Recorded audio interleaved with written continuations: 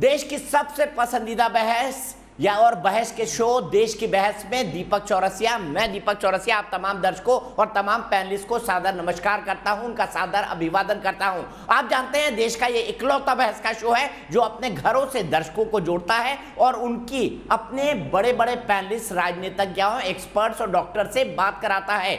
उनकी ही बातचीत के आधार पर बहस की दशा और दिशा दोनों को हम तय करते हैं और उनसे सवाल भी पूछते हैं और एक ओपिनियन भी बनाने की कोशिश करते हैं कि देश की बहस का इस मुद्दे पर क्या ओपिनियन है। यही नहीं, हम सुबह से दर्शकों से 3 सवाल पूछते हैं जिसके आधार पर दर्शक जिस विषय को तय करते हैं उसी विषय के आधार पर हम देश की बहस में मुद्दे को बनाते हैं, मुद्दे को चुनते हैं और उस पर बहस करते हैं। आज ग्राफिक के जरिए देख लेते हैं कौन सा मुद्दा आज आया है। आज प्रधानमंत्री ने किसान सम्मान निधि दी, इसके बीच उन्होंने कोरोना के बारे में भी बात की। कोरोना काल में किसानों को सौगात, राजनीति क्यों, इसे 65% लोगों ने वोट देकर देश की बहस का मुद्दा बनाना चाहा है। सवाल यहाँ कई सारे हैं। आज प्रधानमंत्री नरेंद्र मोदी ने देश के किसानों से बातचीत की, उन्होंने किसान सम्मान निधि के लाभार्थियों से मिले और साथ ही साथ जो खेती किसानी को लेकर विभिन्न योजनाएं चल रही है उसमें अच्छा करने वाले किसानों से सीधा संवाद भी किया। प्रधानमंत्री ने अपने भाषण के अंदर साफ साफ कहा कि किसानों के फायदे के लिए सरकार ने कई काम किए हैं। उन्होंने ये भी बताया कि गेहूं और धान की रिकॉर्ड खरीदारी हुई है, यानी एमएसपी पर जो संशय और संदेह पैदा किया जा रहा था उसको भी प्रधानमंत्री नरेंद्र मोदी ने दूर करने की कोशिश की। कोरोना पर भी उन्होंने महत्वपूर्ण बातें कही। उन्होंने कहा गांव के अंदर कोरोना फैल रहा है और गांवों ने देश को कभी निराश नहीं किया है। साथ ही साथ उन्होंने ये भी कहा कि इस नाजुक मौके पर हिम्मत नहीं हारना चाहिए और मेरा भी आपसे यही निवेदन है कि भले से कितनी भी दिक्कतें आ जाए हिम्मत ना हारे, क्योंकि अगर हिम्मत बनी रही तो उसके बाद हर मुश्किल हल हो जाती है। आइए देखते हैं आज दिन भर कोरोना और किसानों के मुद्दे पर क्या कुछ हुआ। भयानक महामारी और अदृश्य हमला बोलने वाले दुश्मन कोरोना वायरस ने अब गांव का भी रुख कर लिया है और कोरोना काल में विपक्ष के हमले को झेल रहे पीएम नरेंद्र मोदी ने किसानों को ऐसे मुश्किल वक्त में भी राहत पहुंचाई है। पंजाब के किसानों के बैंक खाते में करीब 18,000 करोड़ रुपए और हरियाणा के किसानों के बैंक खाते में 9,000 करोड़ रुपए उनके बैंक अकाउंट में जमा हो चुके हैं। अपना पूरा पैसा अपने बैंक खाते में पाने का संतोष क्या होता है, ये पंजाब और हरियाणा के किसान भी अनुभव भी कर रहे हैं और मुखर होकर बोल भी रहे हैं।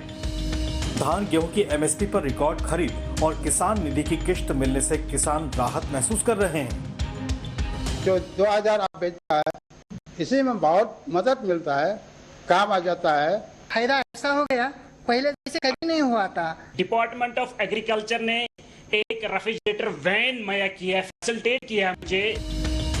दूसरी ओर आंदोलनकारी किसान अलग मंशा से ही बॉर्डर पर डटे हैं। वहीं विपक्ष भी कृषि कानून को लेकर हमलावर है। अब तक 18 करोड़ लोगों को टीका लगा है, लेकिन लगातार टीका टिप्पणी वाली सियासत जारी है। कांग्रेस नेता राहुल गांधी ने ट्वीट किया है कि भारत सरकार की वैक्सीन नीति समस्या को बढ़ा रही है। वैक्सीन खरीद को केंद्रीकृत किया जाना चाहिए और वितरण का विकेंद्रीकरण किया जाना चाहिए। भारत ये बर्दाश्त नहीं कर सकता। देश की बहस में चर्चा है कि आखिरकार किसानों को प्रधानमंत्री ने मुश्किल वक्त में भी सौगात दी, लेकिन विपक्ष समेत आंदोलनकारी किसान ताजा हालात को दरकिनार कर क्या राजनीति कर रहे हैं, जबकि पीएम मोदी लड़ेंगे और जीतेंगे का आह्वान कर रहे हैं।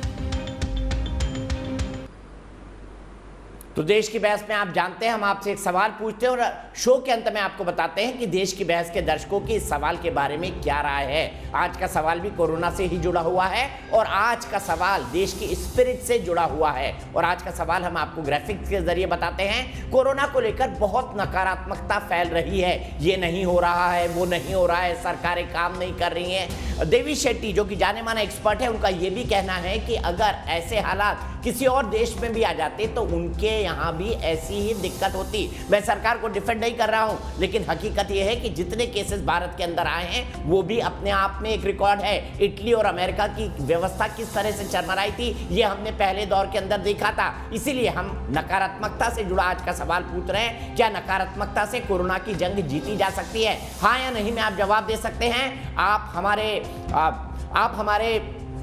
वेबसाइट पर जा सकते हैं, आप हमारे मोबाइल ऐप पर जा सकते हैं, आप हमारे ट्विटर हैंडल पर जा सकते हैं, आप हमारे फेसबुक पेज पर जा सकते हैं। कार्यक्रम के बारे में अगर आपकी कोई राय है, सुझाव है या आप शो के अंदर शामिल होना चाहते हैं तो हमें 9711002266 पर व्हाट्सएप करें। शुरू के आधे घंटे हमारे साथ दो खास मेहमान होंगे और सीधी टक्कर होगी दोनों के बीच। मेरे साथ जुड़ गई हैं भारतीय जनता पार्टी की राष्ट्रीय प्रवक्ता और भुवनेश्वर से सांसद पूर्व IAS अधिकारी अपराजिता सारंगी जी, और दूसरी तरफ से भी महिला प्रवक्ता मेरे साथ है। महिला और पुरुष में मैं बिल्कुल भेद नहीं करता, लेकिन मेरे प्रोफेशन में मेरी साथी रही हैं सुप्रिया श्रीनेत जी, जो कि पेशे से पत्रकार रही हैं, लेकिन अब कांग्रेस पार्टी की राष्ट्रीय प्रवक्ता हैं और अब अपने इस दूसरे रोल को निभाने के लिए आज वो हमारे साथ जुड़ गई हैं। सबसे पहले अपराजिता जी आपके साथ शुरू करूंगा, और आज जो $1 मिलियन सवाल है वो यही है कि अब सब वैक्सीन की तरफ देख रहे हैं। वो लोग जो भी वैक्सीन की आलोचना कर रहे थे वो भी आज कह रहे हैं कि वैक्सीन लगेगी तभी हर्ड इम्यूनिटी आएगी और तभी कोरोना का संक्रमण खत्म हो पाएगा, या कोरोना से हम फौरी तौर पर राहत पा पाएंगे। सवाल यह है कि अगर आज की स्पीड से वैक्सीनेशन हुआ तो वैक्सीनेशन होने में 3 साल लग जाएगा। ऐसी चूक सरकार से क्यों हो गई फॉरवर्ड प्लानिंग में?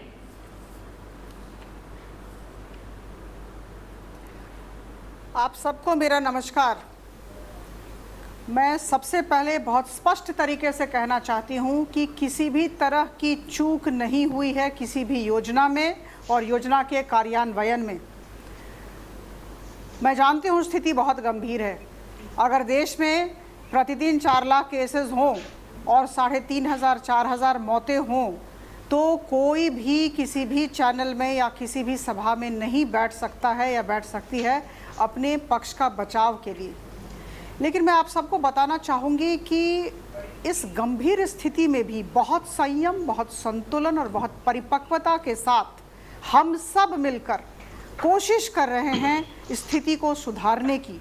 और इस दिशा में मैं आप सबको बता दूं, न राजनीति देखी जा रही है और न ही किसी भी अन्य तरह का कारण या लक्ष्य।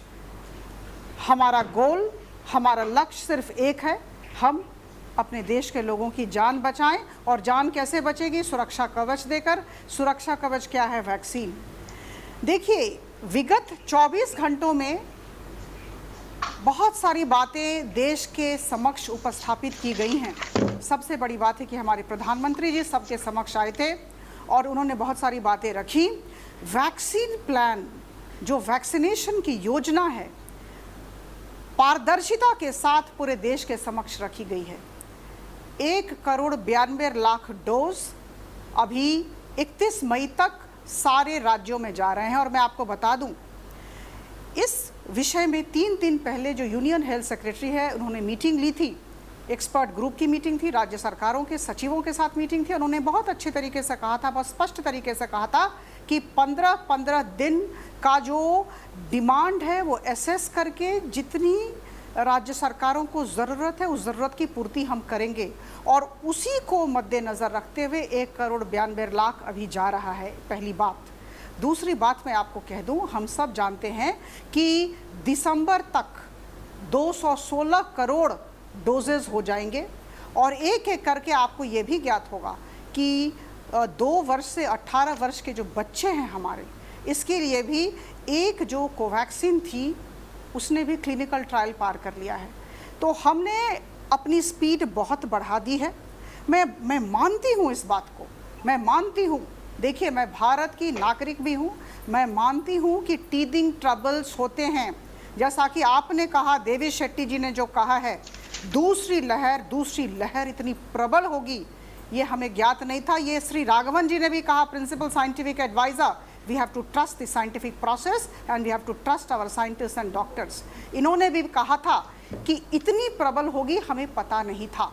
और इसके बाद जिस तरह की प्लानिंग होनी थी और जिस तरह का कार्यान्वयन होना था, इस दिशा में हम काफ़ी आत्मविश्वास के साथ आज के दिन खड़े हैं। हमारी वैक्सीन प्लान हो गई है और आज प्रधानमंत्री मोदी जी ने प्रधान सेवक के तरह सबके सामने खड़े होकर अपनी बातचीत रखी। जी सीधे मैं सुप्रिया जी के पास चलता हूं। सुप्रिया जी, दिसंबर तक का प्लान दिया है सरकार ने, ब्रेकअप भी दिया है वीके पॉल ने कि 216 करोड़ वैक्सीन कैसे आएगी। साथ ही साथ कोवैक्सीन को जो 2 साल से लेके 16 साल या 18 साल के बच्चे हैं उनके लिए भी ट्रायल करने को कहा है। क्या सरकार के इस प्लान से आप सेटिस्फाई है या ये आपको लगता है कि सेकेंड फेज में जो गलती हुई उस तरह से ये गलती जो 216 करोड़ का जो वैक्सीन की बात सरकार प्रोजेक्शन कर रही है कि दिसंबर तक आ जाएगी, वो वाकई आपको एक फार फेज घोषणा लगती है सरकार की? दीपक जी नमस्कार। मैं सारे देश को ईद की बधाइयां देती हूं और परशुराम जयंती और अक्षय तृतीया की। इस महामारी के दौर में ईश्वर से यही प्रार्थना है कि हम सब लोग सुरक्षित रहें। 4.25 मिनट भाजपा की प्रवक्ता ने बोला और 4.25 मिनट बोलने के बावजूद भी एक भी ऐसी बात नहीं थी जो कि कन्विंस कर सके कि हम सुरक्षित हैं। और ये मैं सिर्फ राजनीति में होने के नाते नहीं बोल रही हूं, मैं आपको कुछ आंकड़े बता देती हूं। आज के आंकड़े क्या हैं? प्रधानमंत्री महोदय जब देश यहाँ पे एड्रेस करते हैं तो बोलते हैं कि 18 करोड़ लोगों को वैक्सीन लगी है। जी नहीं, वैक्सीन का पहला शॉट 13 करोड़ 87 लाख लोगों को लगा है और दूसरा शॉट जिससे कि वैक्सीन की साइकिल कंप्लीट होती है वो 4 करोड़ 5 आंकड़ा मेरा अपना आंकड़ा नहीं है। 18 से 44 वर्ष जो वर्किंग एज पॉपुलेशन है, जो यंग लोग हैं, 18 से 44 वर्ष में जहां पे 62 करोड़ की हमारी जनता है और उनको 124 करोड़ डोजेज चाहिए होगी, वहां पर अभी भी 40 लाख से कम को टीका लगा है। आज 14 तारीख हो गई, 1 तारीख से ये खुला था। आज बड़ी भयावह बातें आ रही है। गुजरात जो कि भाजपा शासित प्रदेश, और इसमें गुजरात कांग्रेस भाजपा की बात नहीं है, बहुत सारे प्रदेश है जिन्होंने अपने वैक्सीनेशन रोके हैं। गुजरात ने 2 दिन के लिए 45 वर्ष से ऊपर के लिए रोक दिया क्योंकि उनके पास डोजेज नहीं है। अब मैं एक चीज आपसे कहना चाहती हूँ, बढ़ चढ़ के बताया गया कि स्पुतनिक लग रही है। स्पुतनिक हिंदुस्तान में 1 मई को आई थी, लगने में इतना विलंब क्यों? और आपकी जानकारी के लिए बता दूं, वैक्सीनेशन जो होता है वो डोमेस्टिक मैन्युफैक्चरिंग में टाइम लगता है। तो डॉक्टर रेड्डीज लैब और जो बाकी 6 लैब्स इसको प्रोड्यूस करेंगे वो अगस्त तक ही शुरू कर पाएंगे।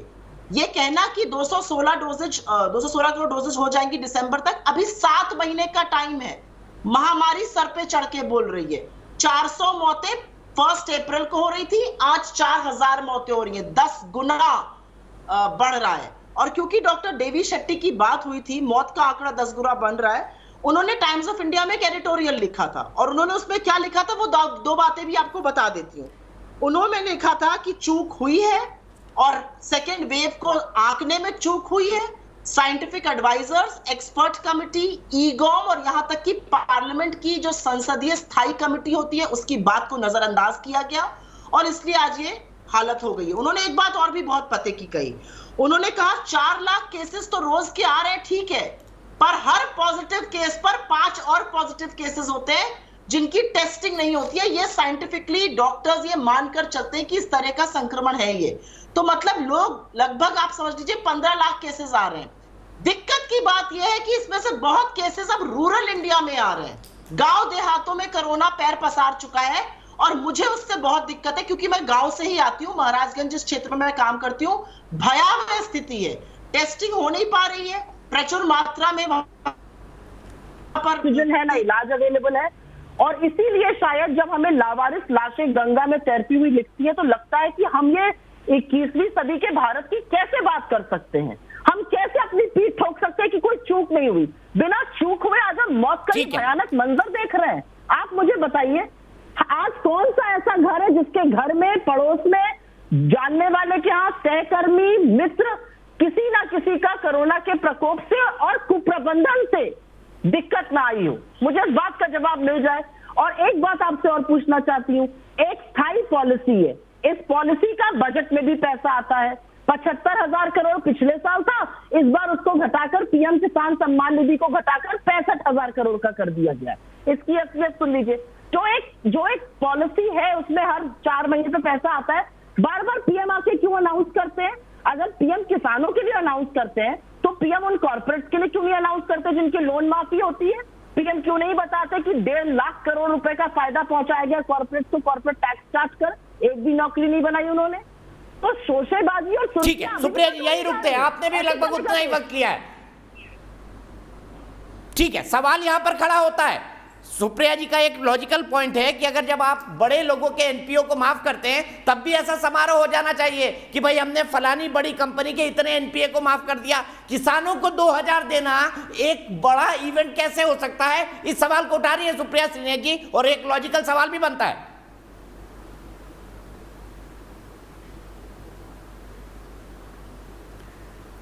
देखिए दीपक जी, आज के दिन, आज ही जापान की तरफ से $18.5 मिलियन एड आया है हमारे देश को। कुछ दिन पहले करीबन 14 देशों ने हर तरह के इक्विपमेंट्स हमारे पास भेजे हैं। फाइनेंशियल एड भी आया है, इक्विपमेंट्स भी आया है। आप सब जानते हैं, ऑक्सीजन कॉन्सेंट्रेटर्स हो, ऑक्सीजन सिलेंडर्स हो, रेमडेसिविर हो, हर तरह की चीज़ें आई हैं। आज विभिन्न देशों के लोग हमारे साथ खड़े हैं और सारे नेता हमारे प्रधानमंत्री जी को आश्वासन दे रहे हैं कि हम आपके साथ हैं, आप घबराइएगा नहीं। ये हर जगह होता है, दूसरी लहर भयानक होती है और आपके देश में जनसंख्या बहुत ज़्यादा है, घनत्व बहुत ज़्यादा है, डेंसिटी इज़ वेरी हाई, होता है, हम आपके साथ खड़े हैं। लेकिन हमारे देश के विपक्षी दलों का, कांग्रेस का चरित्र कैसा है? आज के समय उनका व्यवहार उनके चरित्र को दर्शाता है। आज के दिन जब हम सब इतने परेशान हैं, जब हम सब दिन रात काम कर रहे हैं स्थिति को सुधारने में, देखिए विपक्ष की स्थिति क्या है और कांग्रेस कैसा बर्ताव कर रहा है। कांग्रेस को तो प्रधानमंत्री जी के साथ खड़ा होना चाहिए। आज के दिन प्रधानमंत्री जी जब बाहर आते हैं तो इन्हें कष्ट होता है, जब प्रधानमंत्री जी घर के अंदर रहते हैं, काम करते रहते हैं अपने कार्यालय में, तब इनके पेट में दर्द होता है। हमेशा इनके पेट में दर्द होता है क्योंकि राजनीतिक ज़मीन नहीं है, मुद्दा खो चुके हैं। नकारात्मक मनोवृत्ति की वजह से पूरे देश इनको नकार रहा है, ये भी इस बात को जानते हैं। मैं आपको बता दूं कि जहां तक प्रधानमंत्री किसान सम्मान निधि योजना की बात है, मैं आप सबको बता दूं, ये 8वीं किस्त है, 8th इंस्टॉलमेंट। और जब इंस्टॉलमेंट्स दिए जाते हैं, मैं प्रशासन के साथ 24 साल तक जुड़ी हुई थी। मनरेगा कार्यक्रम देख रही थी, एक साल में 60,000 करोड़ रुपए खर्च कर रही थी भारत सरकार में। जब किस्त दिए जाते हैं तो बहुत सारी चीज़ें देखी जाती हैं। यूटिलाइजेशन सर्टिफिकेट देखा जाता है, जो नाम आते हैं किसानों के, जो हिताधिकारियों के, बेनिफिशियरीज़ के, एक एक नाम को एग्जामिन किया जाता है और तब तालिका बनती है और तब रिलीज़ होता है। ये तो धन्यवाद देना नहीं जानते हैं। धन्यवाद दें, आज सैल्यूट करें हमारे प्रधानमंत्री जी को। डायरेक्ट बेनिफिट ट्रांसफ़र इन्होंने कराया और डायरेक्ट बेनिफिट ट्रांसफ़र के माध्यम से आज के दिन 20,668 करोड़ 75,66,000 रुपए सीधा 9,50,00,000 फार्मर्स के अकाउंट में 24 घंटे के अंदर गए। डायरेक्ट बेनिफिट ट्रांसफ़र हमारे समय में मई 2014 से प्रधानमंत्री जी ने इस पर बल दिया। पहले कुछ काम हुआ था, मैंने मना नहीं किया, लेकिन आज 100 पैसे का 100 पैसा जाता है, 15 पैसा नहीं जाता है, 100 पैसा जाता है। तो जब इंस्टॉलमेंट्स दिए जाते हैं सारे राज्यों को तो बहुत सारे कागज पत्र देखे जाते हैं और इसके बाद रिलीज़ किया जाता है। पिछले इंस्टॉलमेंट में इतना दिया गया, आगामी इंस्टॉलमेंट में ऐसा क्यों दिया गया? वो इसलिए कि यूटिलाइजेशन सर्टिफिकेट और डॉक्यूमेंटेशन का प्रश्न होता है, एक ये। दूसरा, जब 9th किस्त दिया जाएगा, 9वां किस्त दिया जाएगा, हो सकता है वो अधिक हो, वो बड़ी बात नहीं है। बात यह है कि जितने नाम आए उतने गए कि नहीं। और मैं फक्र के साथ आज कहती हूँ, देखिए हमारी सरकार किसी भी तरह की छोटी राजनीति और संकीर्ण दिमाग नहीं रखती है। आज बंगाल में सरकार आई और तुरंत पैसे वहाँ रिलीज़ किए गए सारे किसानों को। तो मुझे लगता है आज के दिन ऐसी स्थिति है कि हम सब मिलकर स्थिति सुधारने में लगे हैं। लिबरलाइज्ड नेशनल वैक्सीन पॉलिसी आई है और हमारी 5 वैक्सीन्स ऐसी है जो क्लिनिकल ट्रायल्स में हैं।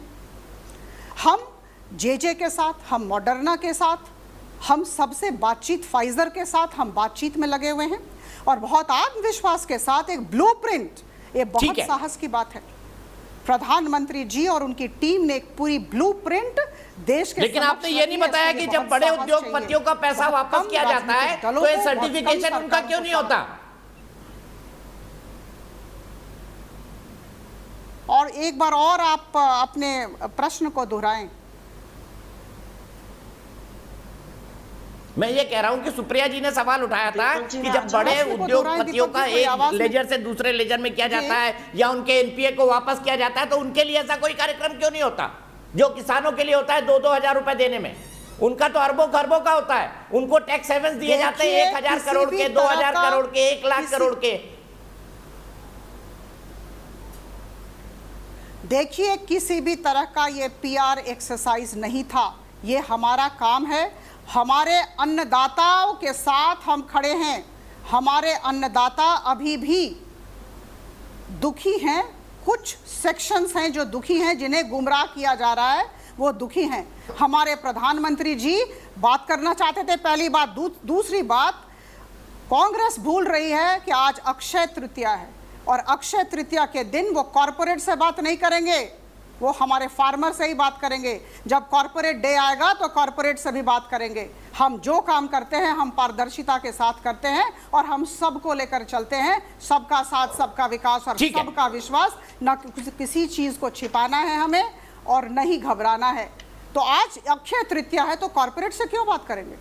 वो तो सुप्रिया जी, मैं सीधे जवाब लेता हूं। सी बात है, लंबा बोला, मैं दोनों को लंबा वक्त दे रहा हूं ताकि आप बिना रुकावट के दोनों अपनी बात कह सके। सुप्रिया जी, मैं आपके पास आना चाहूंगा। यहां पर सवाल यह खड़ा होता है कि आप पर उनका आरोप है कि आप सिर्फ नकारात्मकता की राजनीति करते हैं। बार बार कांग्रेस के बीजेपी के प्रवक्ता ये भी कहते हैं कि राहुल गांधी एक ट्वीट करते हैं फिर दिन भर गायब हो जाते हैं, फिर सुबह उनका नया ट्वीट आता है, फिर दिन भर गायब हो जाते हैं। क्लैरिटी ऑफ थॉट शायद वैक्सीन के बारे में भी नहीं थी, शायद बाकी चीजों के बारे में भी नहीं है। ये मेरा आरोप नहीं है, बीजेपी के प्रवक्ताओं का आरोप है। तो क्या इस वक्त कांग्रेस सिर्फ और सिर्फ नकारात्मकता की राजनीति कर रही है? क्योंकि टीवी में रह चुकी हूँ तो आदत से मजबूर हूँ। 6.25 मिनट वो बोली, मैं उसका आधा टाइम लूंगी और आपसे एक सवाल पूछती हूँ। राहुल गांधी जी क्या कर रहे हैं, क्या नहीं कर रहे हैं, छोड़ दीजिए। देश ने तो आपको प्रचंड बहुमत देके सरकार में बैठाया था। मैं 3-4 बातें आपके सामने रख देती हूँ। मैडम ने बोला अभी कि हम ब्लूप्रिंट बना रहे हैं, हम बातचीत कर रहे हैं मॉडर्ना से और फलाने से ढिमकाने से। मई 2021 में UK, US, Germany, European Union, Japan, इन सब लोगों ने मई 2020 में 12 करोड़, 30 करोड़, 80 करोड़, 22 करोड़ जापान जैसे छोटे देश ने ऑलरेडी ऑर्डर्स दे दिए थे वैक्सीन के। क्या आपको जानकर जरा सा भी हतप्रभ नहीं होता कि हमारे देश में पिछले 1 महीने में 90% गिरावट आ गई वैक्सीनेशन में, क्योंकि टीका है ही नहीं। हमारे देश में पहला ऑर्डर जनवरी 2021 में दिया गया और कितने का आपको जानकर हतप्रभ होगा? 1 करोड़ 60 लाख डोज का, 135 से 140 करोड़ के देश के बीच का 1 करोड़ 60 लाख पहला ऑर्डर जनवरी 2021 में। अभी भी बातचीत चल रही है और ये सिर्फ मैं जबानी जमा खर्च नहीं कह रही हूं। इस देश में सुनामी आने वाली है। फरवरी 2020 में राहुल गांधी ने कहा था, अगस्त 2020 में राहुल गांधी ने कहा था वैक्सीन पॉलिसी के बारे में क्या हो रहा है, वैक्सीन के बारे में स्ट्रैटेजी बनाइए। तब कहता है बेकार की बात है, हम लोगों ने काबू पा लिया। मैं 2 बातें बताना चाहती हूं आपके दर्शकों को। रेमडेसिविर हो, वैक्सीन हो, पीपीई किट हो, सैनिटाइजर हो, ऑक्सीजन कॉन्सेंट्रेटर हो, एम्बुलेंस हो, इन सब पर बेतहाशा जीएसटी हम लोग दे रहे हैं। अगर रेमडेसिविर, वैक्सीन और ऑक्सीजन कॉन्सेंट्रेटर पर ही जीएसटी रोक दिया जाए तो 6000 करोड़ रुपए की बचत हो सकती है, जो लोगों को मिल सकता है। लेकिन ऐसा नहीं होगा, ये सरकार ये नहीं करेगी। ये सरकार सिर्फ और सिर्फ इवेंट्स कराना जानती है। आज के इवेंट की असलियत बता देती हूं। 15,000 रुपए प्रति हेक्टेयर जब से मोदी जी प्रधानमंत्री बने हैं, हर किसान का प्रति हेक्टेयर कॉस्ट ऑफ एग्रीकल्चर, जो उत्पादन करने के लिए पैसा लगाना पड़ता है, 15,000 प्रति हेक्टेयर बढ़ गया है। क्योंकि डीजल का दाम बढ़ा, फर्टिलाइजर का बढ़ा, ट्रैक्टर पे जीएसटी, फलाना ढिमकाना, इसलिए बढ़ गया है। इस तरह से पिछले 7 साल में 2 करोड़ 36 लाख तो आपने किसानों से ऐठ लिए। आप दे कितना रहे? पिछले 3 सालों में आपने दिया है 54,000 एक बार, 19,000 एक बार और 49,000 एक बार। तो किसानों की जेब से ले लो और फिर इधर से थोड़ा सा दे दो। ये असलियत आपकी पीएम किसान सम्मान निधि की है। और मैं ये जानना चाहती हूं कि आजकल भाजपा के प्रवक्ता एक नया जुमला बोल रहे हैं, बहुत डेंसिटी है, बहुत पॉपुलेशन है देश की, जब चुनाव लड़ना रहता है तो इसी जनता को देख के बोर आ जाते हैं, और अब वही जनता प्रॉब्लम बन गई कि घनत्व है, डेंसिटी है। और इस देश ने 2005 के बाद इतनी आत्मनिर्भरता कर ली थी कि हमें किसी भी चीज की फॉरेन एड लेने की जरूरत नहीं पड़ती थी। आज आप फॉरेन एड मांगने पर अपनी पीठ ठोक रहे हैं, अपना सीना चौड़ा करके घूम रहे हैं। और एक असलियत कुछ लोगों को बता देती हूं, कोवैक्सीन जो कि सरकार की आईसीएमआर ने मिलकर बनाई थी भारत बायोटेक के साथ, उसका उत्पादन 3 पीएसयूज करेंगे, और वो 3 पीएसयूज वही पीएसयूज हैं जो कांग्रेस के शासनकाल में बने थे। एक 1972 में स्थापित हुआ था, एक 1982 में स्थापित हुआ था, और एक 1988 में स्थापित हुआ था। तो आत्मनिर्भरता तो उस दौरान मिली थी। यहां पर तो फॉरेन एड को लेकर पीठ ठोकी जा रही है, और फॉरेन एड पर भी ढुलमुल रवैया। पहले कहा जाता है हमने 6.5 करोड़ वैक्सीन बाहर भेजे, फिर जब प्रेशर बनता है भाई अपने लोगों से पहले क्यों भेजने, कहते नहीं हमने तो 1 करोड़ ही भेजे थे, बाकी तो कंपनी ने भेज दिए थे। तो अगर कंपनी ने भेजे थे और आपकी बात मान ली जाए, तो आप काहे वाहवाही बटोर रहे थे, काहे ताली बजवा रहे थे, काहे विश्वगुरु बनने का दम भर रहे थे? विश्वगुरु बनने की चाहत में अपने ही देश के नागरिकों को भूल गए, और ये भूल गए कि अपने देश की जान बचाना ज्यादा जरूरी है। लावारिस लाशें गंगा में जो पड़ी हुई हैं, वो इस बात को बयां करती हैं। ठीक है अपराजिता जी, अब आप दोनों के पास 2-2 मिनट है, उसी में आपको खत्म करना है क्योंकि 9 बजे का मेरा टाइम हो जाएगा। मेरा बड़ा सीधा सवाल है, क्या गंगा में बहती हुई लाशें जिसका जिक्र किया और जो आजकल इंटरनेशनल न्यूज बनी हुई है, क्या भारत सरकार और राज्य सरकारों की नाकामी का सबूत नहीं है? क्योंकि लाशें या तो उत्तर प्रदेश से आ रही है, बिहार से, दोनों जगह एनडीए की सरकार है। बिल्कुल नहीं। किस राज्य में कौन सी सरकार है इसे अभी मत देखें। हम कांग्रेस से भिन्न पार्टी हैं, हम राजनीति अभी नहीं करते हैं, हम सबकी सामूहिक जिम्मेदारी है ऐसा न हो, दुखद स्थिति है, आगामी दिनों में न हो, इसकी पुनरावृत्ति न हो, मैं कह दूं। दूसरी बात मैं कह दूं कि कांग्रेस की प्रवक्ता कह रही हैं बड़े फक्र के साथ कि राहुल गांधी क्या करते हैं क्या नहीं इससे हमें कोई मतलब नहीं है। आश्चर्य की बात है, टीवी चैनल में बैठकर कह रही हैं इनके नेता क्या करते हैं इनसे इनको मतलब नहीं है। अरे नेता जो करते हैं वही तो परिलक्षित होता है पार्टी में, एक पहली बात। दूसरी बात, जॉन मिल्टन की बात याद आ रही है, full of sound and fury signifying nothing. बड़ी बड़ी बातें लेकिन फिर बाद में कुछ नहीं, विरोध का विरोध, कहीं सकारात्मक मनोवृत्ति नहीं। हम केंद्र सरकार को, हम सारी राज्य सरकारों को सहायता करेंगे, हम गठनमूलक सुझाव देंगे जैसा कि अन्य देश कर रहे हैं, ऐसा इन्हें करना चाहिए। एक दूसरी बात, कभी भी ऐसा न कहें ये भाईचारे की नीति के विरुद्ध है, कभी भी ऐसा न कहें कि दूसरे देश जो हमारे साथ हमारे भाई बहनों की तरह खड़े हैं ये हम पर दया दिखा रहे हैं। दया नहीं दिखा रहे हैं, सहृदयता दिखा रहे हैं। और मैं आप सबको बता दूं, आइजैक न्यूटन का जो तीसरा लॉ ऑफ मोशन है, to every action there is an equal and opposite reaction. आदरणीय प्रधानमंत्री जी की सभी क्रिया के बाद प्रतिक्रिया होती है, इनकी नकारात्मक प्रतिक्रिया होती है, देश की सकारात्मक प्रतिक्रिया है। बहुत बहुत धन्यवाद, इतना ही कहना था मुझे। ठीक है, मैं सीधे सुप्रिया जी के पास चलता हूं। सुप्रिया जी, उन्होंने इन शब्दों का इस्तेमाल तो नहीं किया, उन्होंने अंग्रेजी का एक फ्रेज बोला, लेकिन हम दोनों गांव से आते हैं तो मैं आपको बता रहा हूं, राहुल जी के लिए कह रहे थोता चना बाजे घना। अब मुझे आप ये बताइए कि क्या राहुल जी के लिए बीजेपी के नेताओं को ये कहना चाहिए? और दूसरा, क्या जो फॉरेन एड आ रही है वो कह रहे हैं कि प्रधानमंत्रियों की नीति के फलस्वरूप है, उन्होंने ये टर्म्स डेवलप किए कि आज की तारीख में हमको फॉरेन एड मिल रही है इस हालात में? मैं राहुल जी के बारे में तो सबसे पहले ये कहूंगी कि बीजेपी से मैं किसी रिस्पेक्ट की और किसी अच्छे आचरण की उम्मीद ही नहीं करती हूं। ये भूल जाते हैं कि फरवरी में जब राहुल जी कह रहे थे सुनामी आने वाली है, तब ये नमस्ते ट्रंप और मध्य प्रदेश की सरकार गिरा रहे थे। जब उन्होंने वैक्सीनेशन के लिए कहा तो उन्होंने कहा नहीं ऐसी कोई जरूरत नहीं। जब उन्होंने कहा प्रिपेयर करिए सेकेंड वेव आ रही, उन्होंने कहा हम तो एंड गेम और बेंडिट लाइक बेकहम कर चुके हैं।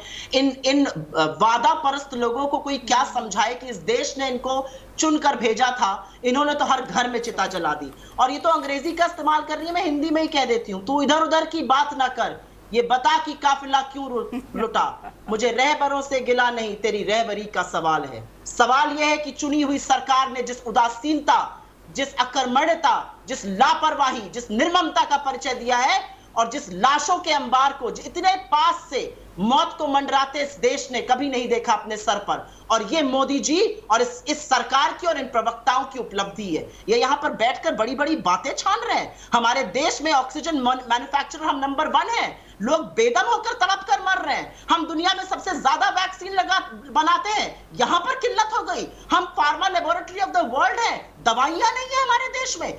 इस कगार पर आप हमारे देश को ले आए और लोगों की फॉरेन एड के बारे में आप अपनी पीठ ठोक रहे हैं। शर्म आनी चाहिए आपको। हमारे देश को आप किस कगार पर लेकर आ चुके हैं। ये देश आपको ऐसा सबक सिखाएगा कि आप देखिएगा, क्योंकि हर घर में आपने चिता जलाई है जहां पर हर घर में चूल्हा जलाना था।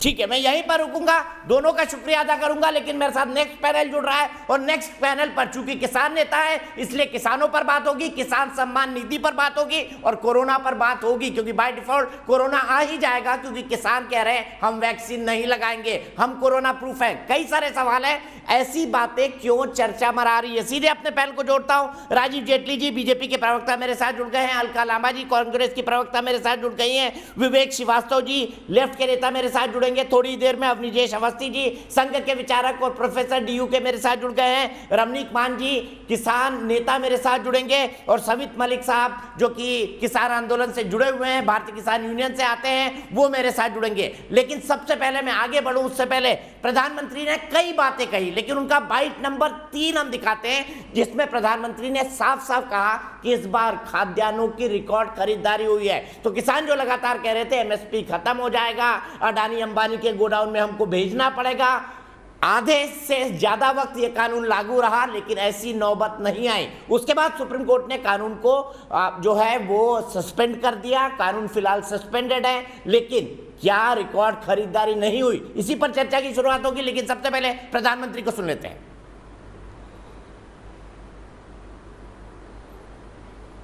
11 करोड़ किसानों के पास लगभग 1,35,000 करोड़ रुपए पहुंच चुके हैं, मतलब कि 1.25 लाख करोड़ से भी ज्यादा सीधे किसानों के खाते में, कोई बिचौलिया नहीं। इनमें से सिर्फ कोरोना काल में ही 60,000 करोड़ रुपए से ज्यादा पहुंचे हैं। तेजी से सीधे किसानों तक लाभ पहुंचाने का यह काम उपज की सरकारी खरीद में भी बहुत व्यापक स्केल पर किया जा रहा है। मुझे संतोष है कि पंजाब और हरियाणा के लाखों किसान पहली बार डायरेक्ट ट्रांसफर की इस सुविधा से जुड़े हैं। अभी तक पंजाब के किसानों के बैंक खाते में करीब 18,000 करोड़ रुपए और हरियाणा के किसानों के बैंक खाते में 9,000 करोड़ रुपए सीधे उनके बैंक अकाउंट में जमा हो चुके हैं। अपना पूरा पैसा अपने बैंक खाते में पाने का संतोष क्या होता है, ये पंजाब और हरियाणा के किसान भी अनुभव भी कर रहे हैं और मुखर होकर बोल भी रहे हैं। पहले धान की और अब गेहूं की भी रिकॉर्ड खरीदी हो रही है। इस वर्ष अभी तक बीते वर्ष की तुलना में लगभग 10% अधिक गेहूं एमएसपी पर खरीदा जा चुका है। अभी तक गेहूं की खरीद का लगभग 58,000 करोड़ रुपए 58,000 करोड़ रुपए सीधे किसानों के खाते में पहुंच चुका है। सबसे बड़ी बात ये कि अब किसान जो उपज मंडी में बेच रहा है उसको अब अपने पैसे के लिए लंबा इंतजार नहीं करना पड़ता। तो अलका लांबा जी, शुरुआत में आपसे ही करूंगा। आप कह रहे थे जैसे ही कानून आएंगे एमएसपी खत्म हो जाएगा। प्रधानमंत्री ने तो कहा 10% ज्यादा खरीद अब तक हो चुकी है और खरीद होना अभी भी बाकी है। नहीं, देखिए, प्रधानमंत्री जी ने आधा भरा गिलास दिखाया, अपना कंधा थपथपाया, मीडिया में लोग आउटलुक मैगजीन में बड़ा बड़ा लिख कर आया, लापता, नाम था भारत सरकार, उम्र थी 7 साल, सूचित करे देश के नागरिकों को। तो बहाना था आए, चलिए आए। अब ये कहते हैं हमने डाला। आपने डाला नहीं, आपने डाका डाल के निकाला है। कैसे निकाला है?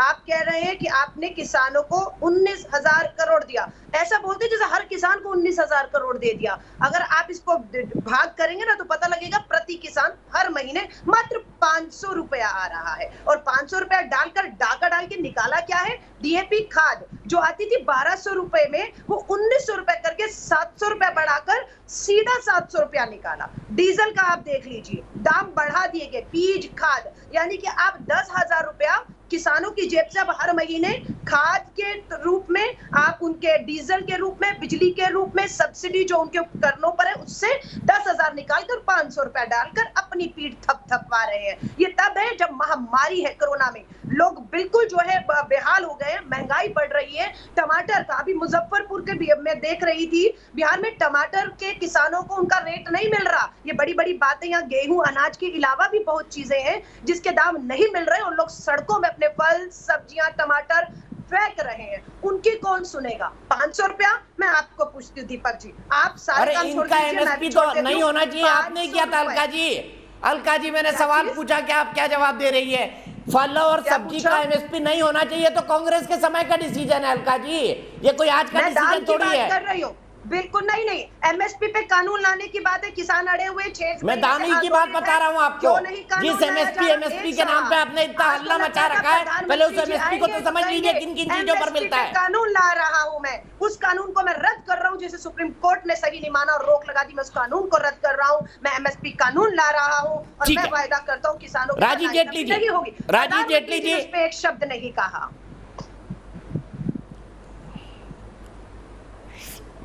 किसानों को अपनी फसल की कीमत नहीं मिल रही। उधर प्रधानमंत्री कह रहे हैं कि ज्यादा खरीद हुई है, रिकॉर्ड खरीद हुई है। आप क्या कहेंगे अलका जी के आरोपों पर? नहीं, मैं थोड़ा सा हैरान हो रहा हूँ। अलका जी खान मार्केट के आसपास रहती हैं, उनको शायद किसानों के बारे में ज़्यादा जानकारी नहीं होगी। किसान नेता भी बीच में बैठे हैं, उनको भी अपनी बात रखनी है। किसी न किसी राजनीतिक पार्टी से प्रभावित रहते हैं तो वो अपनी जब बात रखेंगे तो उस पर अलग से टिप्पणी करेंगे। लेकिन मुद्दा यहाँ पर यह है कि जब किसानों की बात की जा रही है, मैं तो एक ही ज़्यादा मैं इस तरीके का संवाद नहीं करना चाहता, एक ही बात करना चाहता हूँ। अलका जी से अभी आप 30 सेकंड और दीजिएगा, इनको बोलिएगा, और किसान नेता भी हमारे बीच में बैठिए, इनको ये बोलिएगा एक ऐसा मॉडल बताएं मुझे जिस मॉडल को कांग्रेस ने लागू किया हो और ये कहते हो कि भारतीय जनता पार्टी को भी उसे लागू करना चाहिए। सबसे पहले इससे शुरुआत करते हैं कि आप ये बताएं कि ऐसा कौन सा मॉडल था कृषि को लेकर के जो कांग्रेस ने लागू किया हो जो भारतीय जनता पार्टी को लागू करना चाहिए। किसान सम्मान निधि योजना के तहत अभी इनको शायद ये जानकारी नहीं होगी कि कितना पैसा गया है। इन्हें गुणा भाग में लगे हुए थे, गुणा भाग के हिसाब से भी नहीं जान पाएंगे। लगभग 1,40,000 करोड़ रुपए किसानों के खाते में अभी तक 28 महीनों में जा चुका है। और किसानों के जिनके खाते में गया वो आपको देख रहे हैं टीवी पे बैठ के, उन्हें मालूम है कि मेरे खाते में कितना पैसा है और कांग्रेस की प्रवक्ता क्या हिसाब लगा के बैठ गई है। दूसरी बात, इस देश के अंदर अभी तक जितना भी रिकॉर्ड, जो प्रोक्योरमेंट की बात आ रही है, जितनी भी प्रोक्योरमेंट आज तक हुई है, मैं अभी पेंडेमिक की बात नहीं कर रहा हूँ, पेंडेमिक से पहले भी बात कर रहा हूँ, 2014 के बाद आज तक वो कांग्रेस के किसी भी सरकार के अंदर उतनी प्रोक्योरमेंट नहीं हुई, किसी राज्य के अंदर उतनी प्रोक्योरमेंट नहीं। तो ये अपने आप में दर्शाता है कि एमएसपी की प्रोक्योरमेंट हमारी बढ़ी है। तीसरी बात, किसानों को लेकर के जब हम बात कहते हैं तो किसानों क्या फसल, वो केरला का कोकोनट केरला में रहता था, केरला की काली मिर्च केरला में रहती थी, वो गल्फ में तो जा सकती थी लेकिन हमारे देश को नहीं मिल पाती थी। किसान ट्रेन, किसान रेल किसने चलाई? वो भी भारतीय जनता पार्टी ने चलाई, ताकि हर किसी की फसल एक जगह से दूसरी जगह पर जा सके। अब सबसे महत्वपूर्ण बात यह आती है कि 14 लाख करोड़ रुपया किसानों के लिए भारतीय जनता पार्टी की सरकार में रखा गया पहली बार। ठीक है, उस 14 लाख करोड़ रुपए में ग्रामीण विकास, ग्राम की सड़कें, पंचायत भवन, पंचायत सिस्टम, ठीक है, मैं यहीं पे रोकूंगा आपको, यहीं पर रोकूंगा आपको। सुना रहा हूँ मैं, अगली डिबेट के लिए बता रहा हूँ। अगली डिबेट के मैं लिए आ रहा हूँ विवेक जी, आप ही के पास आ रहा हूँ। मेरे एक दर्शक है श्याम सुंदर जबलपुर से, श्याम सुंदर जबलपुर से मेरे साथ है। उसके बाद विवेक श्रीवास्तव जी के पास जाऊंगा। श्याम सुंदर जी बताइए, क्या प्रधानमंत्री ने जो कहा उससे आप सहमत हैं, और क्या आपको भी लगता है कि एमएसपी चली जाएगी इन कानूनों से किसान की? जी बिल्कुल, एमएसपी चली जाएगी इससे किसानों की, क्योंकि मतलब प्रधानमंत्री जी को और वित्त मंत्री जी को ये पहले सोचना चाहिए कि 5 एकड़ खेती स्वयं लें और करें। फिर किसान की स्थिति क्या होती है, कर्जदार हो जाता है किसान, और चुकाते चुकाते कर्ज उसका बुढ़ापा निकल जाता है। मैं पूछना चाहता हूँ, डीजल के जो रेट बढ़ाए गए, वो उद्योगपतियों को भी डीजल उसी रेट दिया जाता है, किसानों को भी उसी रेट डीजल दिया जाता है। आज डीएपी के रेट बढ़ा दिए गए, गेहूं के रेट तो 1975 ही है, और गेहूं की बात जो की जा रही है, खरीदने की बात की जा रही है। मैं एक शब्द आपसे कहना चाहता हूं कि किसानों के पास गेहूं मार्च महीने में गेहूं उपलब्ध हो गया था 15 मार्च के आसपास, और मध्य प्रदेश शासन या मतलब सेंट्रल गवर्नमेंट ने जो खरीदी की है वो अप्रैल में खरीदी की है। जो मंडियों में गेहूं बेचा गया, हजारों लाखों टन मंडियों में छोटे किसान हम जैसे किसानों ने गेहूं बेचा गया, वो गेहूं भी जाकर के फिर से गवर्नमेंट के उसमें तुलाया गया है। ये सत्य बात है, इसकी जांच होना चाहिए, क्योंकि गेहूं जो है किसान ने आधा गेहूं तो पहले मंडियों में बेच दिया गया था 1400 के रेट, 1500 के रेट। इसमें किसानों को क्या फायदा हुआ? डीएपी के रेट बढ़े, क्या बोलते कीटनाशकों के रेट बढ़ा दिए गए। 90% किसान एमएसपी पर नहीं बेच पाते हैं। मैं आपके दर्द को समझता हूँ। 90% किसान एमएसपी पर नहीं बेच पाते, वो साहूकार पर बेचता है, और एमएसपी का फायदा साहूकार को होता है। विवेक श्रीवास्तव जी, आपने केरल का चुनाव लड़ा, आपने टिगरी बॉर्डर की मांग क्यों नहीं पहुंचाई वहां पर कि यहाँ पर भी मंडी सिस्टम लागू कर दीजिए? सुन लीजिए, सबसे पहले आप मंडी के लिए बिल्कुल यहाँ पर दिल्ली में छितराए हुए, और केरल में आप मांग भी नहीं करते हैं। गजब बात है। Half knowledge is dangerous. Deepak Chaurasia ji, half knowledge is dangerous. पहले मैं आपको बता देता हूँ कि आजादपुर की फल मंडी के प्रमुख ऑफिस बियरर्स में मैं भी, जितने कम्युनिस्ट हैं उनकी हाफ नॉलेज होती है, क्योंकि वो दूसरे चश्मे से दुनिया को देखते ही नहीं है, वो अपने ही चश्मे से दुनिया को देखते हैं। जितनी हाफ नॉलेज कम्युनिज्म वालों को होती है, उतनी किसी को नहीं होती है।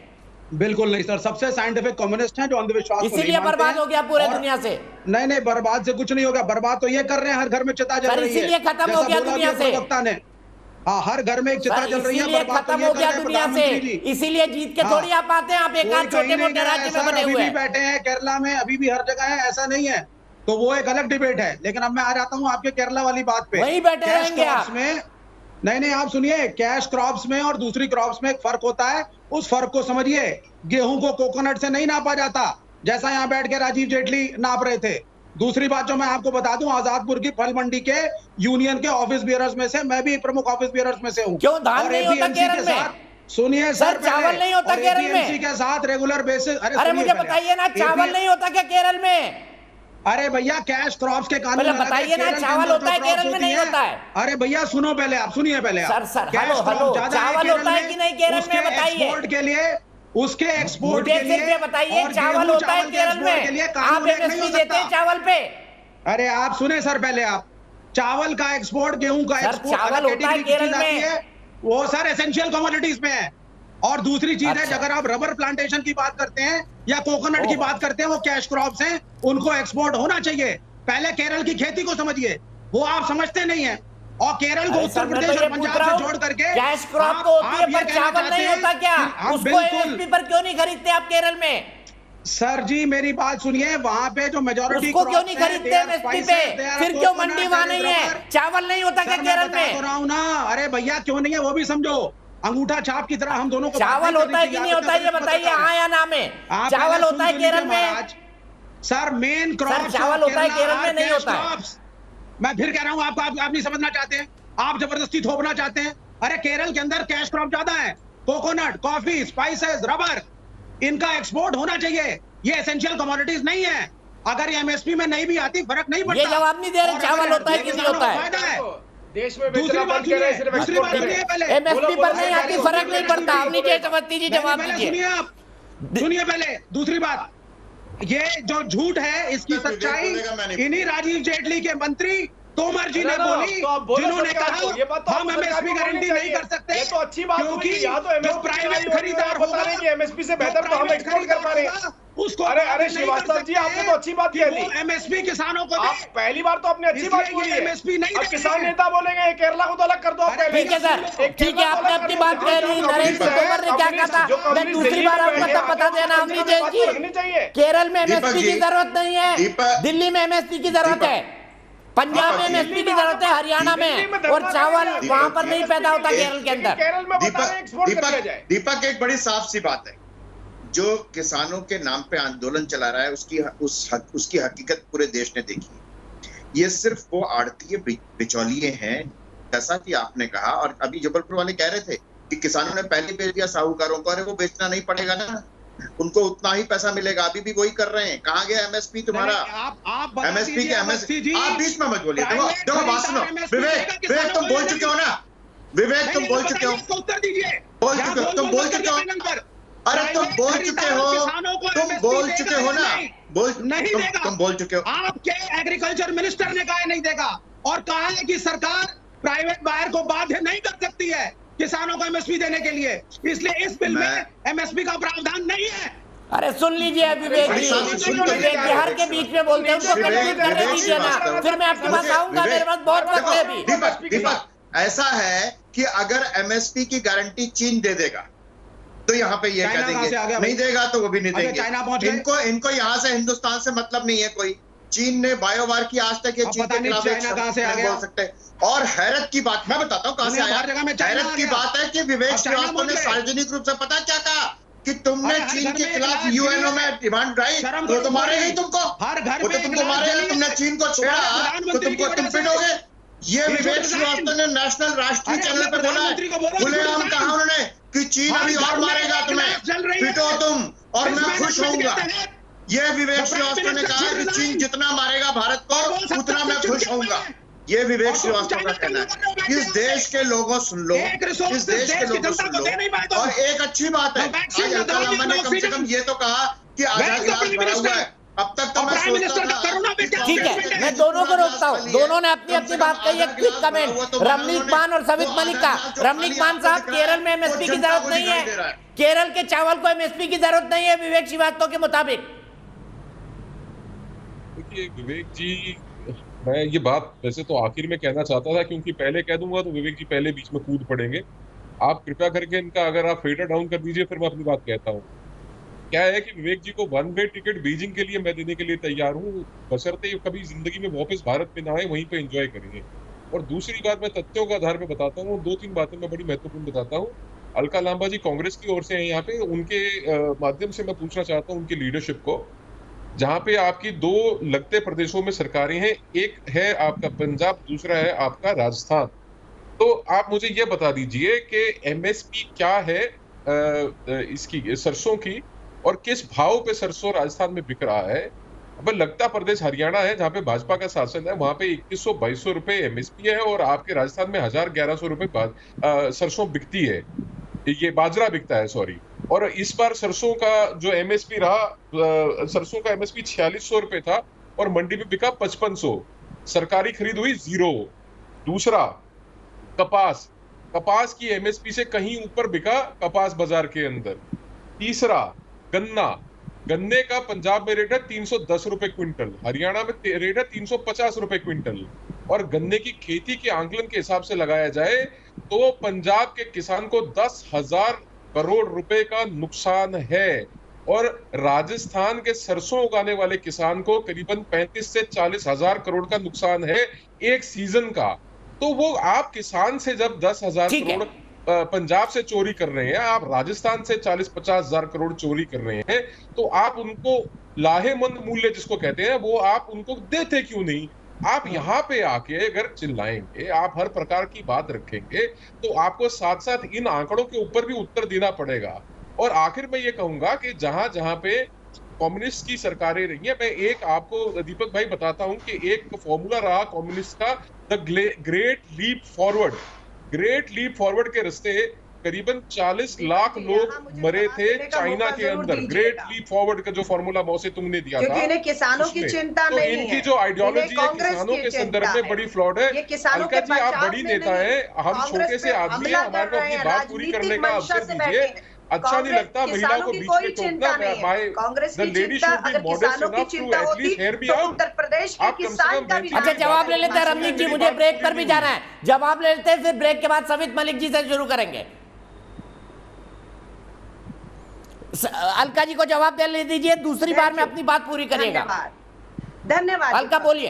दीपक जी आपसे उन्होंने एमएसपी पूछी है सरसों और बाजरे की, और राजस्थान में किस रेट पर बिक रही है ये भी पूछा है। ये जो राजनीतिक मंशा से बैठे हुए ना, कांग्रेस का राजस्थान, कांग्रेस का पंजाब, है ना, ये 36 हमारे देश में राज्य और केंद्र शासित है, ये राजनीतिक सोच से बैठे हुए हैं। पंजाब की राजनीतिक तौर पर हमला छोड़ो, आप बताओ कि एमएसपी क्या है, देश के किसान की चिंता नहीं है। जो प्रधानमंत्री जी 10 करोड़ किसानों की बात करते हैं, ये जवाब नहीं देते। 7 करोड़ किसान है और एमएसपी नहीं मिल रहा, इसीलिए तो किसान और कांग्रेस।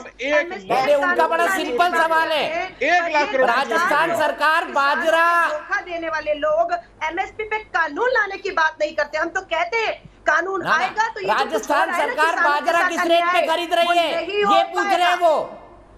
नहीं, बाजरा हो अनाज हो खरीद रही है सरकार। अलका जी वो सिर्फ इतना पूछ रहे हैं कि एमएसपी क्या है और कितने पैसे में राजस्थान सरकार खरीद रही है। आपके चैनल पर ये बाजरे का रेट पूछेंगे, इतने गवारों की तरह आएंगे कि बाजार में मैं मंडी लगाकर नहीं बैठी हुई कि इन्हें मैं रेट बताने बैठूंगी। रेट जानना है तो मेरे को 5 मिनट दीजिए, सारे रेट कहाँ कितना है ना, यहाँ बैठकर ये गद्दारी करते हैं। तैयारी करके आया करो बहन जी, मोदी सरकार को नहीं बोलेंगे। हम तो कह रहे हैं कि एमएसपी नहीं मिल रहा है, भारत की राजधानी दिल्ली में एमएसपी नहीं मिल रहा है, हम तो कह रहे हैं। अच्छा, क्या राजस्थान एमएसपी पे खरीद रहा है?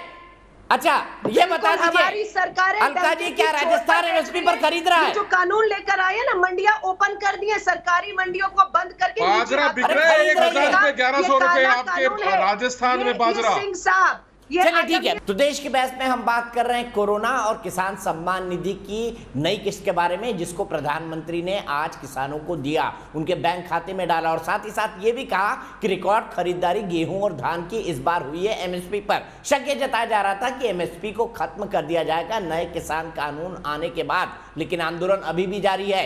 कोरोना का संकट है वहां पर। आंदोलनकारी किसान कह रहे हैं कि ना तो वो वैक्सीन लगवाएंगे, ना ही कोरोना का टेस्ट करवाएंगे। सवाल है ये जिद क्यों?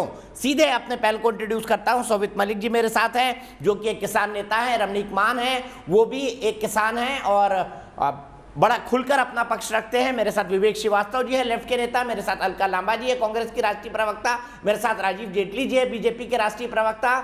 और मेरे साथ अवनिजेश अवस्थी जी हैं, जो कि एक प्रोफेसर हैं और साथ ही साथ संघ के विचारक हैं। सीधे मैं अपने एक दर्शक के पास चलता हूं। अजय यादव इंदौर से जुड़ गए हैं। अजय, क्या कहेंगे आप किसान आंदोलन के बारे में? उचित है, अनुचित है, और कोरोना के टाइम पर चलना चाहिए क्या? दीपक जी, मैं कहना चाहूंगा कि जो किसान सम्मान निधि आज अक्षय तृतीया के दिन आई है, हमारे गांव में ऐसा माना जाता है कि अक्षय तृतीया किसानों के लिए नववर्ष होता है, और जो ये किस्तें प्रधानमंत्री जी के द्वारा हम किसानों के खातों में सीधे दी जा रही है, ये किसानों के बीज खरीदने के लिए और किसानों के खेत तैयार करने के लिए जिस तरह से उपयोगी है, वो किसानों के काफी मददगार साबित हो रही है। और जो सीधे किसानों के खाते में आ रही है, पहले जब इनके खुद के प्रधानमंत्री माननीय राजीव गांधी जी कहते थे कि हम केंद्र से 100 रुपए पहुंचाते हैं, तब जाके किसी जनसामान्य के पास में 15 रुपए उनके पास पहुंच पाते थे, पर हमारे प्रधानमंत्री 2000 रुपए, ठीक है जी, 15 रुपए पहुंचते सीधे। अजय जी, आपको यही रोकूंगा मैं, आपके पास वक्त इतना ही है, मैं सीधे सवित मलिक के पास चलूंगा। सवित मलिक जी, 23 तारीख और 21 तारीख 2 बयान आए, इंटरनेट पर आप निकाल के पढ़ सकते हैं कि हम वैक्सीन नहीं लगवाएंगे और हम टेस्ट भी नहीं करवाएंगे। अरे भाई, जान है तो जहान है, अपनी जान के दुश्मन किसान क्यों बने हुए आंदोलन के नाम पर? सबसे पहले तो आपको उन बयानों के लिए माफी मांगनी चाहिए। ये कैसे जिद वाले बयान है किसानों के? दीपक जी, ऐसा नहीं है, तमाम किसान वैक्सीन लगवा रहे हैं और आगे भी लगवाएंगे। दूसरा, अभी यही पैनल में चर्चा कहां लगवा रहे हैं भाई? एमएसपी को लेकर। टीकरी बॉर्डर पे कब से वैक्सीनेशन कैंप शुरू हुआ, बताइए ना सवित मलिक जी। टीकरी बॉर्डर पर कब से वैक्सीनेशन शुरू हुआ, बताइए मुझे। वहां पर कैंप शुरू हुआ है और हरियाणा सरकार ने खुद बताया है, फिर गलत बोल रहे हैं 1900 लोगों ने वैक्सीन लगवाई है। ये हरियाणा सरकार के स्वास्थ्य मंत्री खुद बयान दे रहे हैं। आप ठीक है, राजीव जेटली जी हरियाणा सरकार और मनोहर जी का काम बहुत नजदीकी से देखते हैं। राजीव जी, कैंप लगाया या नहीं लगाया, बता दीजिए। देखिए, वैक्सीनेशन के लिए सबको प्रोत्साहित किया जा रहा है कि आगे आइए, और आपने देखा कि किस टिकरी बॉर्डर पे ही कोरोना से किसान भाइयों की मौत हुई है, इससे तो पीछे नहीं हटा जा सकता। और किसान भाइयों की जो मृत्यु हुई है उसके ऊपर संवेदनाएं सरकार ने व्यक्त करी हैं, और यही आग्रह बार बार किया जा रहा है कि इतनी बड़ी महामारी के अंदर, इतनी बड़ी महामारी में आप वैक्सीन, किसानों की मैं बता रहा हूँ आपको, आप वैक्सीन की बात कर रहे हैं, वैक्सीन की स्टेज बहुत बाद में, उससे पहले आप कोरोना प्रभावित, उससे पहले जो किसान, हम तो हर जगह वैक्सीनेशन खोल रखा है, हमने हर जगह कैंप लगाए हैं, उसमें किसान आते हैं, बहुत तो उनका शुक्रिया रहता है जो भी कोई किसान वैक्सीनेशन के लिए आता है, हर जगह हमारे वैक्सीन कैंप है। हम पंचायत, अच्छा मैं दिल्ली में, मैं केजरीवाल जी का प्रवक्ता थोड़ी हूँ जो आप मुझसे पूछ रहे हैं दिल्ली में बंद हो गए, वो तो दिल्ली में बताएंगे, केजरीवाल बताएंगे। दे रहे थे, किसानों की चिंता कर रहे हैं, वैक्सीन तो है नहीं, ये ढोंग क्यों नहीं बंद कर देते? दीपक जी मेरी बात अधूरी रह गई। वैक्सीन तो हम दे रहे हैं, वैक्सीन की जानकारी चाहिए तो आपको महाराष्ट्र। राजीव जी हल्का जी, एक मिनट चाहिए, सवित मलिक जी कंप्लीट करिए। सवित मलिक जी, चलिए दूसरा सवाल पूछ लेता हूं। मेरी जानकारी के हिसाब से टिकरी बॉर्डर पर किसानों ने वैक्सीन लगवाने से और कोरोना टेस्ट करने से मना कर दिया है, आप इंटरनेट पर इसको खोज लीजिए। दूसरी बात मैं आपसे जानना चाहता हूं, आपको पूरे देश में एमएसपी की गारंटी चाहिए, लेकिन केरल में नहीं चाहिए क्या? हाँ या ना में जवाब दे दीजिए, आपको एमएसपी की गारंटी केरल में चाहिए या नहीं? दीपक जी, अभी ब्रेक से पहले आप ही के यहाँ चर्चा हो रही थी और कुछ मेरे भाई बता रहे थे कि वहां की सरकार दे रही है, वहां की नहीं दे रही है। हमको पूरे देश में एमएसपी चाहिए, इसीलिए हम लड़ाई लड़ रहे हैं, और इसीलिए माननीय प्रधानमंत्री जी ने कहा था कि एमएसपी है, एमएसपी थी, एमएसपी रहेगी। तो आज जब एमएसपी है तो राजस्थान में एमएसपी से नीचे क्यों बिक रहा है? केरल में चाहिए, जिम्मेदार कौन है? नहीं चाहिए, केरल में मंडी नहीं है, केरल में एमएसपी नहीं है, बताइए। हम कह रहे वहाँ एमएसपी नहीं है तो हमें वहाँ भी चाहिए, बात का जवाब दीजिए ना, क्यों बचा रहे हैं विवेक की बातों को? विवेक की बातों को क्यों बचा रहे हैं? क्योंकि इनके झंडे लेकर बैठे हुए हैं आप। अभी ये बता रहे थे वालों के डंडे झंडे लेकर बैठे हुए ना। पंजाब में 300, चलिए ठीक है, मैं आप ही का सवाल ले जाता हूँ। केरल में भी चाहिए भाई एमएसपी को, विवेक की बात तो नहीं वादा करिए। आधे लोग लाल झंडे के, लाल सलाम के नारे वहीं लगते हैं, लेकिन केरल में आप एमएसपी नहीं देंगे। बोल रहे सवित मलिक केरल में एमएसपी चाहिए, इनको दिलवा दीजिए। दीपक जी, नहीं दीपक जी मेरी सुनो एक सेकंड। एक और, जेटली जी आपने कहा था पिछली सरकारों ने क्या किया जो हम कर दे। पिछली सरकारों ने किसान का संपूर्ण कर्ज माफ किया था, आप भी कर दीजिए।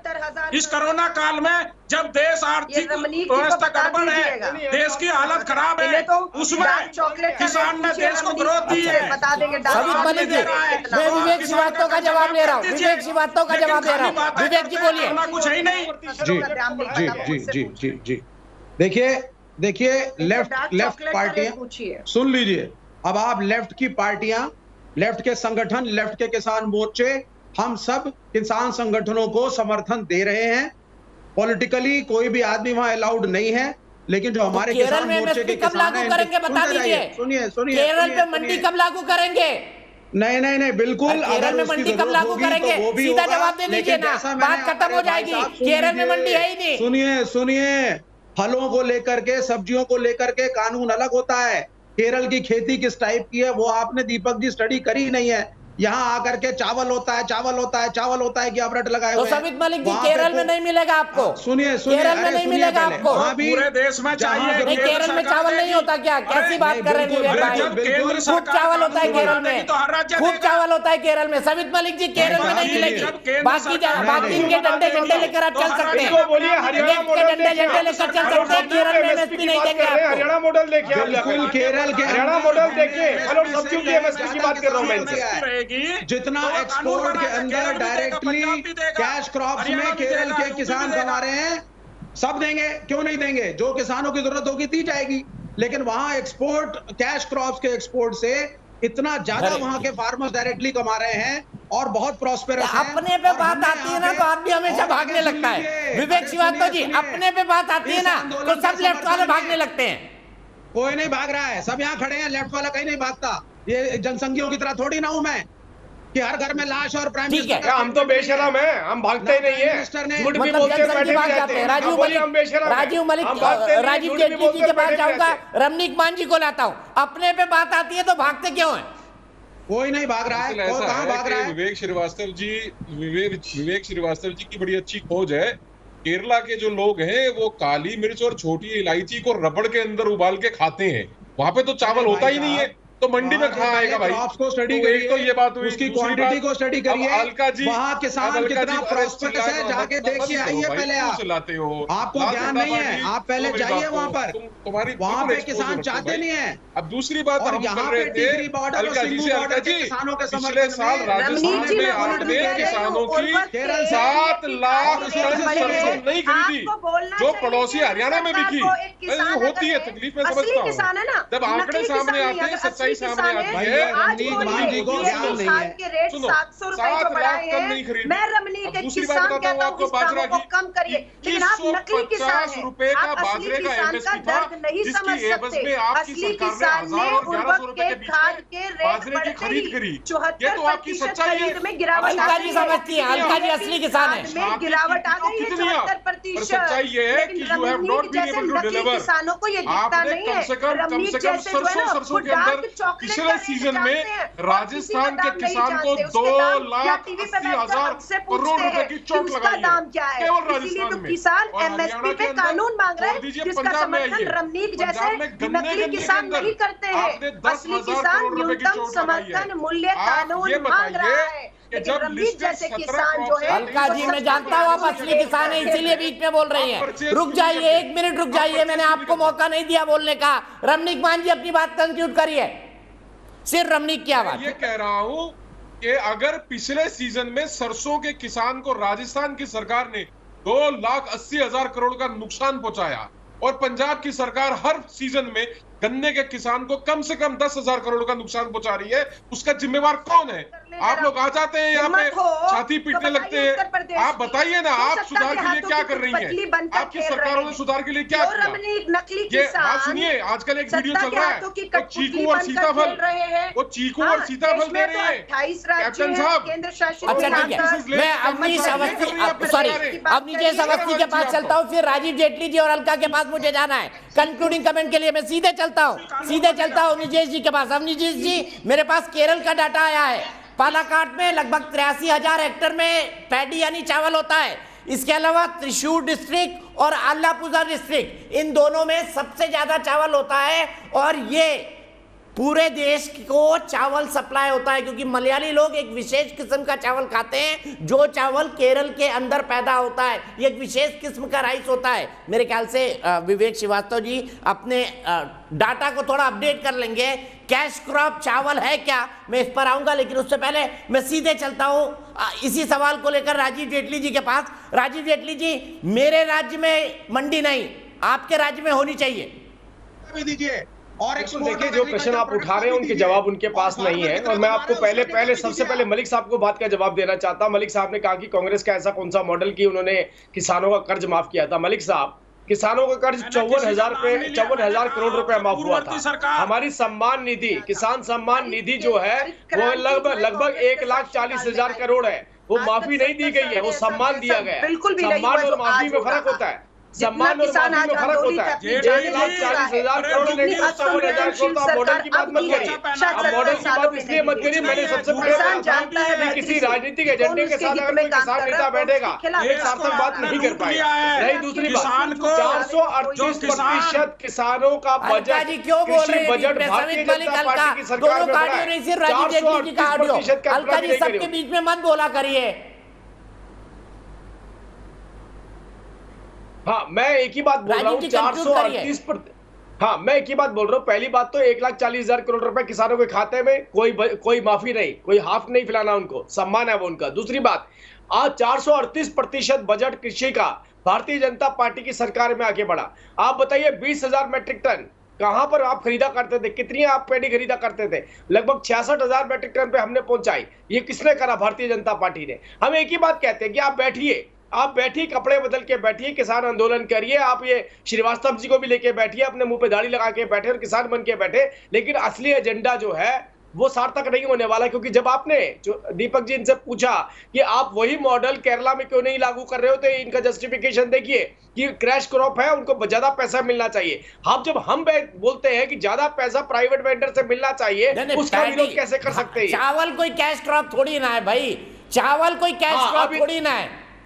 तो मेरे को लग रहा है इस बार ओणम सद्या में विवेक श्रीवास्तव जी रबर को नारियल पानी में डुबो के खाएंगे केरल के लोग, सही है ना? एक्सपोर्ट होता है केरला के साथ वहां पे एग्रीकल्चरल प्रोडक्ट्स, ये डेटा मत बताइए। नारियल पानी में रबर को डुबो के खाएंगे, वहां की इकोनॉमी डिफरेंट है, दूसरे किसानों का इकोनॉमी डिफरेंट है, बेचना चाहते हैं प्राइवेट वेंडर को। केरल का नया खाना एक सामान बता दो यहाँ बैठ करके, चावल वहाँ होता नहीं है, इसलिए नारियल पानी में रबर को डुबो के खाया जाएगा। बताइए, लोग इकट्ठे होते हैं वहाँ झंडे लेके पहुंच जाते हो, तुम्हें पता क्या अलग नहीं है। हम समर्थन करेंगे अपने किसान भाइयों का, हम बिल्कुल करेंगे। सही है ना, केरला में समर्थन करिए, समर्थन केरला में समर्थन करिए ना जाकर। केरल का किसान कोकोनट भेजा, हाँ हम तो लाएंगे। अलका के पास जाता हूँ, बताइए जाकर के केरला में एमएसपी अलका के पास जाता हूँ। अलका जी, केरला के अंदर एमएसपी का राहुल गांधी भी केरल से सांसद है, क्या वहाँ मंडी होनी चाहिए नहीं होनी चाहिए, पूरे देश की तरह बताइए। केरला के अंदर दीपक जी, बात सिर्फ केरल, राजस्थान, पंजाब, हम तो ठीक है ना सर, वो काम मोदी सरकार को भी कर लेने दीजिए ना, कई अच्छी चीजें। मोदी सरकार के पास कुछ नहीं है, मोदी सरकार वापस होने चाहिए, मोदी सरकार ने जो करना था कोरोना में कर दिया, 70 किलोमीटर मोदी ने उसे कुछ किलोमीटर तक होनी चाहिए, ताकि किसान अपनी फसल को बेचने के लिए मोहताज ना हो। वाह विवेक श्रीवास्तव जी, आप करें तो लीला, कम होने चाहिए, ये किसान आप करें तो लीला, क्या गजब बात है। केरल में कंट्रोल कर दिया कोरोना, इनकी तरह थोड़ी ना हर चीज की शॉर्टेज है। अपमान कर रही है केंद्र की भाजपा सरकार, मोदी जी को चेहरा दिखाना। अच्छा, आप करें तो लीला, ये करें तो कैरेक्टर ढीला। निजय जी बता दीजिए, इसी बात पर कंक्लूड करते हैं, लेकिन मेरे एक दर्शक जुड़ गए, मैं सीधे चलता हूँ अतुल गंगवार के पास फर्रुखाबाद में। अतुल गंगवार फर्रुखाबाद से। अतुल गंगवार जी, केरल में मंडी नहीं होनी चाहिए और दिल्ली में होनी चाहिए, क्या कहेंगे इस पर? मंडी तो हर जगह होनी चाहिए। अनुज गंगवार, माफ कीजिएगा जी, मंडी तो हर जगह होनी चाहिए सर, किसान तो अपनी फसल बेच पाए ना। तो विवेक श्रीवास्तव जी को क्या कहेंगे आप? यही कहेंगे कि भाई मंडी तो हर जगह हो, मंडी ये तो बेसिक चीज है ना, मंडी तो हर जगह होनी चाहिए, मंडी हर जगह हो। सीधे मैं विवेक जी के पास चलूंगा। विवेक जी, बिल्कुल जी, विवेक जी आपकी लीला गजब है, इससे आगे मैं कुछ नहीं कहूंगा और यही कंक्लूड करूंगा। 97% मेरे दर्शकों का मानना है आपकी लीला गजब है विवेक जी।